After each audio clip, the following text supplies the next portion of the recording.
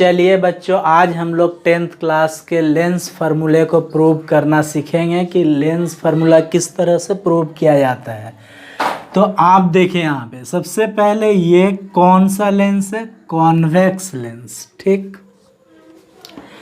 तो इस convex lens है और इसमें क्यों कॉन्वेक्स लेंस है, तो आप एक बात भी याद रखें कि जैसे मान लीजिए कि लेंस होता क्या है, ये देखें आप, कोई भी ट्रांसपेरेंट मटेरियल क्या लेंस हो सकता है? बिल्कुल नहीं। किसी भी ट्रांसपेरेंट मटेरियल को लेंस होने की गारंटी क्या है, ये सुने। किसी भी ट्रांसपेरेंट मटेरियल के लेंस होने के लिए उस ट्रांसपेरेंट मटेरियल का at least one surface should be curve, यानी कोई भी ट्रांसपेरेंट मटेरियल लेंस तभी हो पाएगा जब उसका एक सरफेस कम से कम कर्व होगा।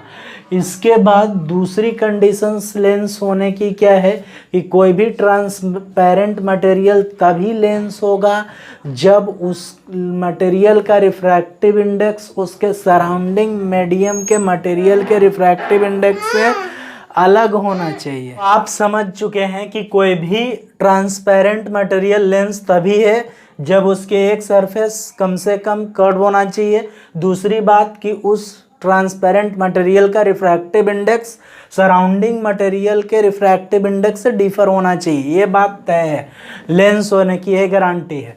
अब इसके बाद जो है आप ये देखें कि लेंस प्रिपेयर्ड कैसे होता है। तो दो सॉलिड ग्लास स्फीयर के कॉम्बिनेशन से लेंस बनाए जाते हैं। जैसे आप देख रहे हैं इसमें, इस लेंस में कि दोनों तरफ कर्व सरफेस है, तो ये दो सॉलिड ग्लास स्फीयर का कॉम्बिनेशन है जो ये कॉन्वेक्स लेंस कहलाएगा। ठीक है, ये कॉन्वेक्स लेंस का जो टाइप्स है वो कॉन्वेक्स लेंस ही है और इसके दोनों सरफेस कर्व हैं। ये बिल्कुल लेंस है क्योंकि एक कम से कम सरफेस कर्व होना चाहिए, यहाँ तो दो है, तो ये लेंस है ऑलरेडी। तो अब इसके बाद देखें यहाँ पे कि ये जो दो सॉलिड ग्लास स्फीयर से बना होगा, उस ग्लास स्फीयर का सेंटर होगा जो इस लेंस के कर्व पार्ट के लिए सेंटर ऑफ कर्वेचर कहलाएगा। ठीक, इसके दो सेंटर ऑफ कर्वेचर दिखाई दे रहे हैं आपको, C1 और एक C2। अब जैसे हम क्या कर रहे हैं, और इसके लेंस के इंटरनल लेंस के अंदर प्रिंसिपल एक्सिस पे जो पॉइंट लिया जाता है उसे ऑप्टिकल सेंटर P बोलते हैं। ठीक है, अब इसके बाद हम क्या कर रहे हैं कि इसमें हम एक सोर्स लाइट ऑब्जेक्ट प्लेस्ड करते हैं। एक सोर्स लाइट ऑब्जेक्ट को मैं रख रहा हूँ, मैं कॉन्वेक्स लेंस के फ्रंट में बियॉन्ड COC एक हाइट ऑब्जेक्ट प्लेस्ड कर दिए। अब इस ऑब्जेक्ट का इमेज बनेगा इस लेंस के थ्रू। तो इमेज बनाने के लिए मैं कम से कम 2 रेज खींचूंगा। मैंने जब भी बोला, कहीं भी इमेज के बारे में जब भी बात किया हूँ, तो मैं बोला हूँ कि किसी भी ऑब्जेक्ट के इमेज के प्रिपरेशन के लिए उस ऑब्जेक्ट के थ्रू एटलीस्ट 2 रेज ड्रॉ की जाएगी। तो यहाँ से एक ऑब्जेक्ट है, तो ऑब्जेक्ट से 2 रेज हम खींचेंगे। एक रे जो है लेंस के प्रिंसिपल एक्सिस के पैरेलल फॉल्स कर रहा है, जो आफ्टर रिफ्रैक्शन प्रिंसिपल एक्सिस को किसी न किसी पॉइंट पे कट करेगा। लेंस के द्वारा किसी भी ऑब्जेक्ट का इमेज बनाना है तो उससे कम से कम 2 रेज ड्रॉ करते हैं। तो लेंस के सामने एक हमने ऑब्जेक्ट रखा है बियॉन्ड सेंटर ऑफ कर्वेचर, जिससे 2 रेज हम रिलीज कर रहा हूँ। एक ऑब्जेक्ट से ऐसी रेज जनरेट किया हूँ जो लेंस के प्रिंसिपल एक्सिस के पैरेलल लेंस पे फॉल्स कर रही है, जो आफ्टर रिफ्रैक्शन एक पॉइंट से गुजर रही है, जिस पॉइंट को मैं फोकस कहूँगा। ठीक, तो यानी समझ में आया कि अगर जो भी समझ में हमें ये आ रहा है कि कोई भी ऑब्जेक्ट से रे ऑफ लाइट लेंस के प्रिंसिपल एक्सिस के पैरेलल फॉल्स करता है तो आफ्टर रिफ्रैक्शन प्रिंसिपल फोकस से पास करेगा। प्रिंसिपल फोकस से गुजर रहा है, दिखाई दे रहा है हमें, बिल्कुल सही। और यहाँ पे आप देख रहे हैं कि यहाँ पे रिफ्रैक्शन जो मैं दिखा रहा हूँ, सिंगल रिफ्रैक्शन दिखा रहा हूँ। रियलिटी तो यहाँ पे 2 बार रिफ्रैक्शन होनी चाहिए, क्यों कि एक बार लाइट एयर टू ग्लास जा रहा है, लेंस ग्लास मटेरियल का है, तो लाइट एयर टू ग्लास जा रहा है, फिर ग्लास टू एयर जा रहा है, ठीक, 2 बार रिफ्रैक्शन होना चाहिए। लेकिन मैंने यहाँ पे एक बार दिखाया है, अंदर ले जाके रिफ्रैक्शन शो किया है। क्या रीज़न है आखिर इसका? कोई तो रीज़न है, और किताबों में भी सिंगल रिफ्रैक्शन शो करता है। तो आप एक बात जान लें कि we study about thin lens, हमें जो लेंस की स्टडी करनी है वो थिन लेंस, पतले लेंस की स्टडी करनी है। जैसे आप यहाँ ध्यान दें तो समझ में आएगा कि जैसे मान लीजिए कि अगर आप इस बुक का पेज देख रहे हैं, अगर इतना पतला ग्लास हो मेरे पास, तो इससे लाइट का जो रिफ्रैक्शन शो किया जाएगा वो एक बार होगा, सिंगल होगा। लेकिन इतना मोटा जब मैं ग्लास ले लूं तो इससे 2 बार रिफ्रैक्शन होगा, एक बार एयर टू ग्लास, फिर ग्लास टू एयर, 2 बार रिफ्रैक्शन होगा। लेकिन यहाँ पे एक बार, यही काउज है रिफ्रैक्शन शो करने का कि मैं यहाँ पे जो लेंस पढ़ रहा हूँ वो थिन लेंस पढ़ रहा हूँ, इसीलिए सिंगल रिफ्रैक्शन शो किया हूँ, ठीक। इसके बाद अब यहाँ आप देखें,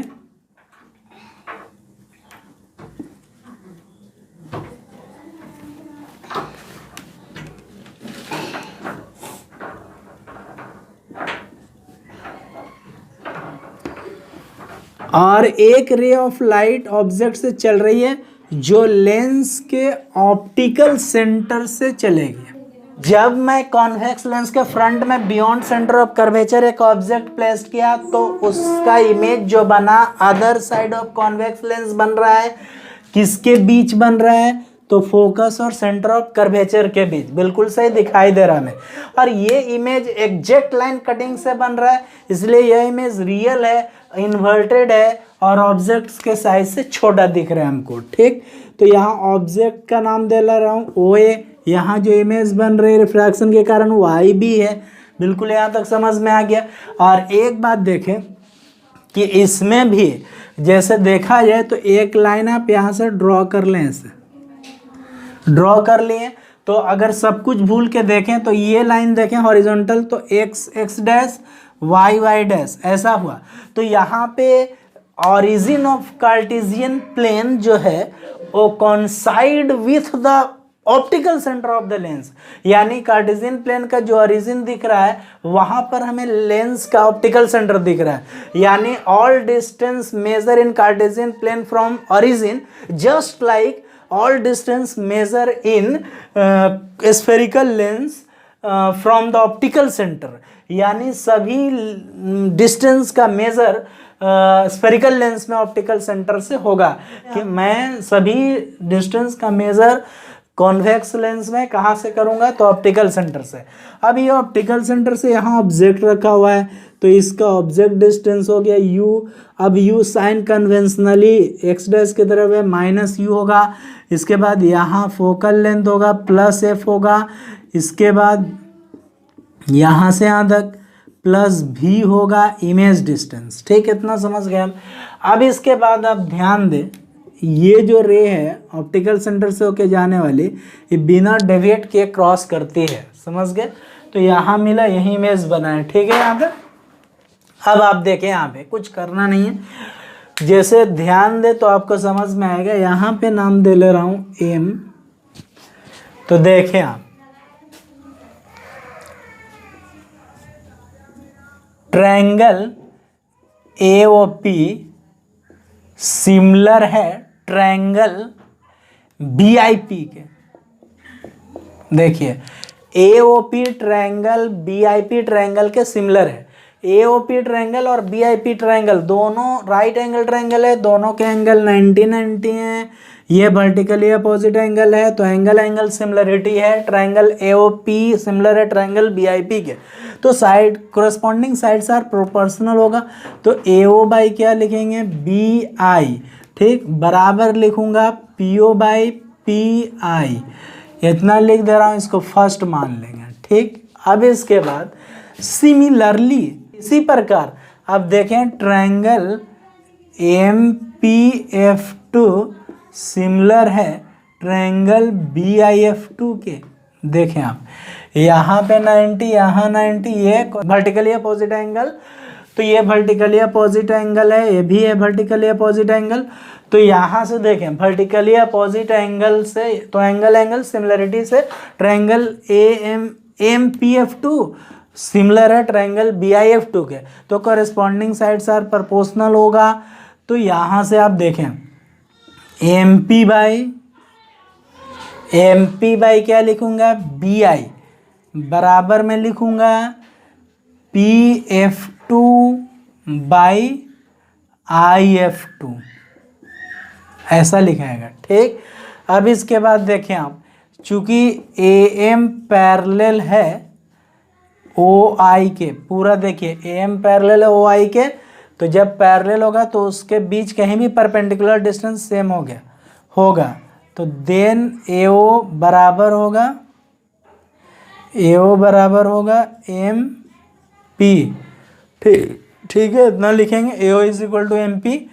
एंड देखिए अब यहाँ पे इतना हुआ, तो इसलिए मैं लिख सकता हूँ MP के जगह AO बटा BI बराबर PF2 के जगह PF2 लिखूंगा। और देखिए IF2 निकालना है तो पूरा मुझे PI इमेज डिस्टेंस के फॉर्म में पोजीशन मालूम है PI, तो PI IF2 निकालने के लिए PI माइनस PF2 कर सकता हूँ, घटा के निकाल लूँगा IF2 और इसको मान लेंगे सेकंड। अब यहाँ के बाद देखें समीकरण 1-2 में मुझे लेफ्ट साइड इक्वल दिख रहा है, तो कंपैरिजन करूँगा समीकरण 1-2 का। तो from equation first and second, उस दोनों इक्वेशन का लेफ्ट साइड इक्वल है, राइट साइड बराबर होगा, तो क्या लिखूंगा PO बाई PI बराबर क्या होगा PF2, राइट साइड बराबर होगा PF2 by PI minus PF2, ऐसे लिख दिया हूँ। इसको मान ले रहा हूँ third equation from sign convention, from sign convention से देखता हूं P से O, ऑप्टिकल सेंटर से O क्या है, O ऑब्जेक्ट है, ऑप्टिकल सेंटर से सब डिस्टेंस मापना है, तो ऑप्टिकल सेंटर से O क्या है ऑब्जेक्ट, तो ऑब्जेक्ट का डिस्टेंस हो गया, तो object distance PO, object distance PO बराबर माइनस U और image distance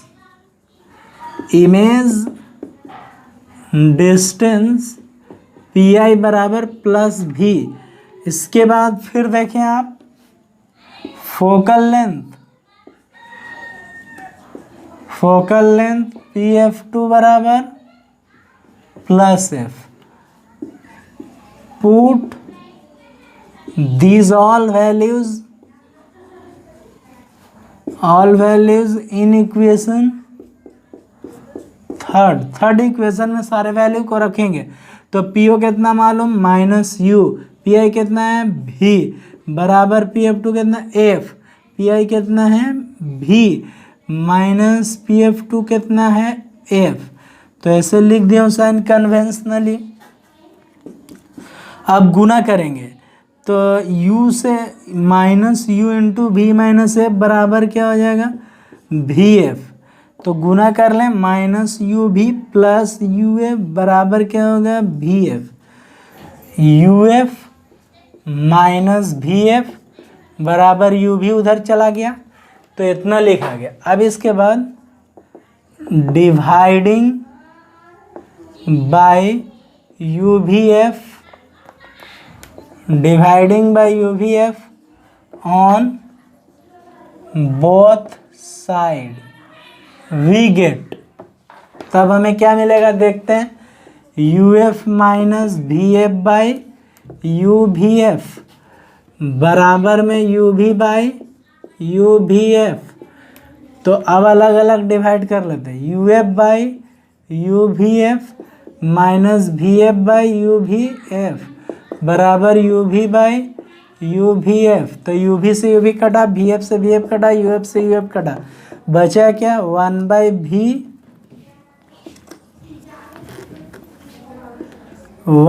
V minus 1 by U equal to 1 by F। तो मुझे क्या मिला formula 1 by V minus 1 by U is equal to 1 by F। तो यही जो प्राप्त हुआ फार्मूला यही जो मुझे फार्मूला मिला यही लेंस फार्मूला कहलाता है। इसी को मैं लेंस फार्मूला बोलता हूं। 1/v minus 1/u is equal to 1/f को ही लेंस फार्मूला बोलता हूं। इसको लैंग्वेज में कैसे बोल सकते हैं? The difference of the reciprocal of position of image and the position of object is equal to the reciprocal of focal length of the lens. यही फार्मूला मुझे ऑब्टेन्ड हुआ लेंस का, जिसे हम लेंस फार्मूला कहते हैं। बिल्कुल इसी हूबहू यही फार्मूला कॉनकेव लेंस में भी प्रूव किया जा सकता है, आएगा यही फार्मूला। तो लेंस फार्मूला याद रखें, इस पे क्वेश्चंस बनाना है तो बहुत आसान होगा। Position of image and position of object and focal length में तीन चीज़ में से अगर कोई दो चीज़ दिया हो तो मैं तीसरे का मान इसी फार्मूले से आसानी से निकाल सकता हूँ। लेकिन अगर इतना डायरेक्ट क्वेश्चन तो दे नहीं सकता है, क्योंकि जोड़ घटाओ गुना भाग हो जाएगा, तो इनडायरेक्टली भी देगा। तो फाइनली हमें क्वेश्चन में फाइनली यू भी एफ में से दो चीज़ खोजूंगा, तभी मैं किसी एक का वैल्यू निकाल सकता हूँ। अब वो क्वेश्चन जैसे भी देगा मैं उसे सॉल्व करके बताऊंगा। अगले क्लास में मैं आपके पास लेंस फार्मूले से कुछ क्वेश्चंस लेकर आऊँगा, नए क्वेश्चन, ठीक है। और इसके बारे में मैं सिखाऊंगा कि लेंस फार्मूले के द्वारा कैसे न्यूमेरिकल बनाए जाते हैं। Thank you.